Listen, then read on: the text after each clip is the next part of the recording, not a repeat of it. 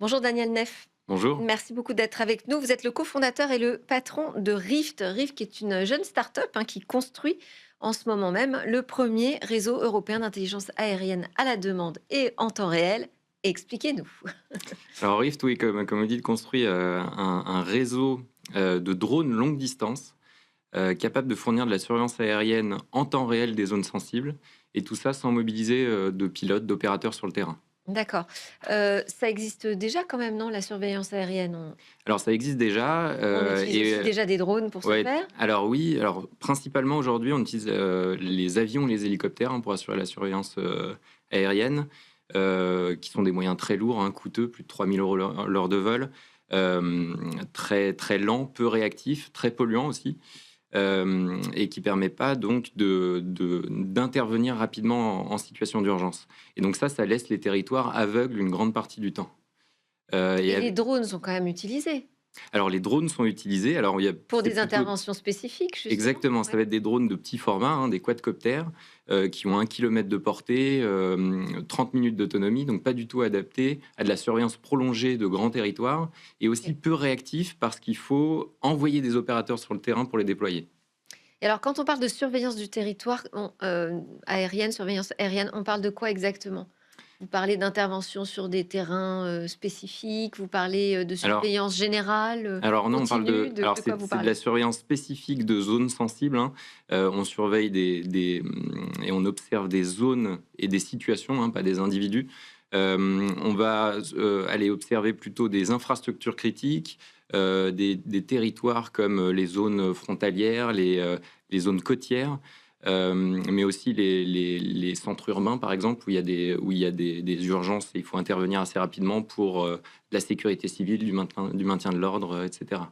Mais par exemple, pour surveiller les forêts, les feux de forêt, Mmh. ça fait partie des projets? Ouais, tout à fait, c'est un des gros cas d'usage auxquels on répond. Aujourd'hui, il y a plusieurs milliers de départs de feu, en France, chaque année, et si on n'intervient pas dans les 10 premières minutes, ces feux deviennent, incontrôlables. Donc avec Rift, on est capable d'intervenir très rapidement en réaction à un départ de feu, mais aussi de proposer une veille continue, d'un territoire, d'un espace naturel, et de pouvoir détecter, dès l'inception, donc ces départs de feu, et de guider les sapeurs-pompiers vers ces départs pour les éteindre le plus rapidement possible. Mais alors, de manière continue, ça veut dire que on va avoir sans arrêt des drones qui vont voler au-dessus de notre tête? Alors uniquement sur des zones sensibles, et typiquement des pipelines, des voies ferrées, Des des centrales zones nucléaires? forestières, des centrales nucléaires, exactement, tous les sites qui demandent d'avoir cette surveillance 24 heures sur 24, 7 jours sur 7.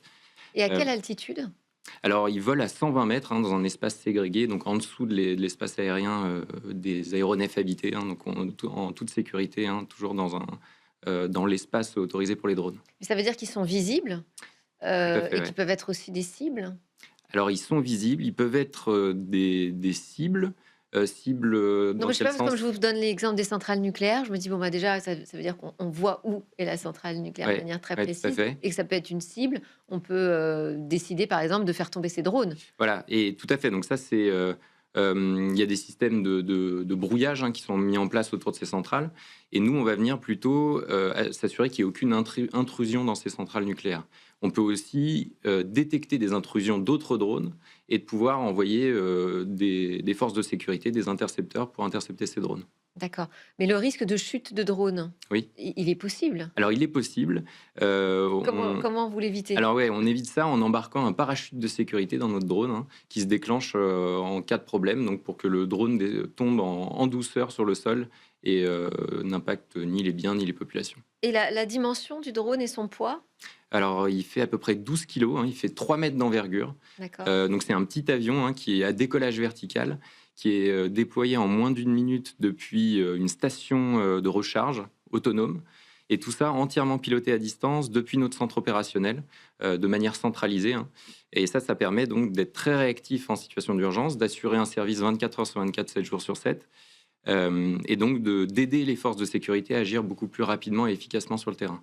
Et pour surveiller, par exemple, un départ, sur sur une forêt, un feu de forêt, il faut combien de drones?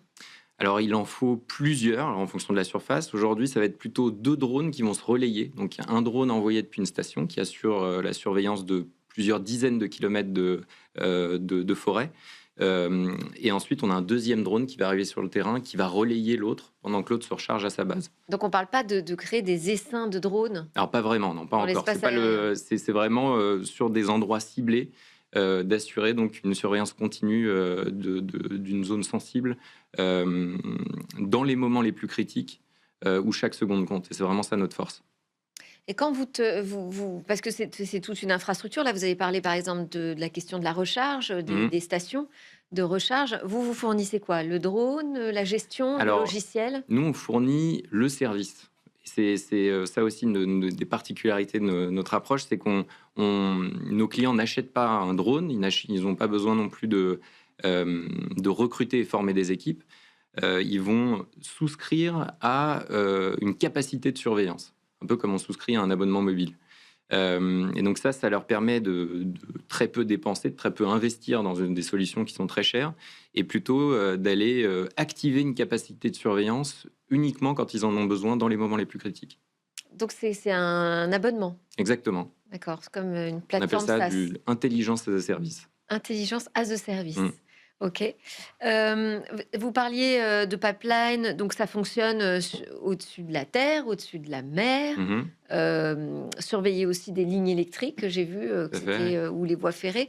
Encore une fois, et comment vous abordez la question du risque, vis-à-vis du drone, de l'inquiétude des populations aussi sur, cette surveillance? Alors là aussi, encore une fois, Il faut quand même une acceptabilité aussi pour les projets technologiques. On peut se alors dire: «On a la super techno, mais ça va avoir tellement de mal à passer que finalement on va se planter».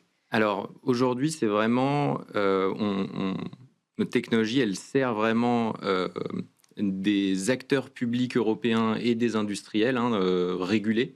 Notre solution, elle est conçue, fabriquée, opérée et hébergée en Europe. Hein. Et c'est à la responsabilité de ces données revient donc à des acteurs publics et aux industriels. Et tout ça est dans le cadre très strict de la CNIL, du RGPD, du droit de la vidéoprotection et puis aussi des autorisations aériennes. Donc tout est très contrôlé, très régulé. Que vous Et on êtes peut une pas faire entreprise n'importe quoi. avec un siège social en France, Voilà. donc vous respectez par défaut, toutes les législations, françaises et également, européennes. Et aujourd'hui, vous venez en alternative, peut-être à des solutions, extra-européennes, ou vraiment vous défrichez complètement le terrain? Alors, c'est vrai qu'aujourd'hui, les capacités aériennes assez stratégiques sont encore trop dépendantes de forces étrangères, hein, les États-Unis, Israël, la Chine, qui fournissent beaucoup ce type de solutions. Donc nous, on arrive vraiment avec une alternative européenne, hein, conçue, comme je disais, fabriquée en France, avec des données hébergées en Europe. Et vraiment, nous, ce qu'on propose, c'est cette alternative euh, où on stocke ces données, on les fournit à des acteurs européens responsables et pas donc à des forces, des puissances étrangères qui sont moins respectueuses des libertés. Ouais, ça fait partie des moyens de remettre la main sur nos données et de gagner en indépendance, stratégique. Exactement. Vous avez réalisé une levée de fonds de 4,6 millions d'euros, c'était là tout récemment, en novembre 2025. Quelle est votre vision, de la société là, d'ici, quelques années? Comment vous allez vous déployer justement? Alors là, on arrive vraiment à un moment charnière hein, où on passe du développement de notre solution et de notre service au déploiement opérationnel. On a passé les 2 dernières années à développer la technologie, à fixer le cadre réglementaire, obtenir les autorisations aériennes. Et donc maintenant, on va déployer plus massivement sur le terrain. Et cette levée, elle va servir à produire nos stations en série. Elle va servir aussi à petit à automatiser notre cycle de mission hein, pour être de plus en plus réactif justement en situation de crise. Et aussi à recruter pas mal de monde. Et aujourd'hui, on arrive à une dizaine de personnes. On va doubler les effectifs d'ici fin 2026. Mmh. Et tout le monde vous met en garde sur: «Attention, hein, le passage à l'échelle, c'est très compliqué». J'imagine que Ouais, tout à fait. On est bien conseillé sur le sujet. Ouais. bon, bah, super. Merci beaucoup. On vous souhaite le meilleur, Daniel Neff. Je rappelle que vous êtes le cofondateur et le CEO de Rift. Merci beaucoup. Merci beaucoup. C'est l'heure de notre grande interview. On va s'intéresser au mouvement technocritique et au front anti-IA.